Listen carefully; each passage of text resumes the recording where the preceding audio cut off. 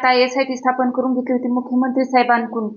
ते आता SIT चांगली पारदर्शकपणे तपास केलेला आहे SITने आणि SITचा अंतिम टप्पा चालू आहे आता नार्को टेस्ट. नार्को टेस्टच हे त्यांना पर्याय राहिलेला होता का तर अद्याप आरोपी एकही आरोपी निष्पन्न नाही असं झालेलं होतं. पण आम्ही जे संशयित सांगितलं की तपास एका फोनवरून थांबवला गेलेला आहे, त्या अनुषंगाने तुम्ही तपास करा.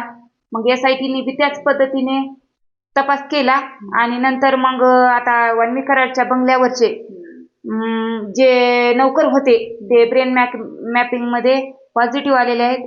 आता त्यांची म्हणजे नार्को आहे त्यात मुख्य म्हणजे गोट्यागिरी हा फरार आहे जशी SIT लागलेली आहे तसं.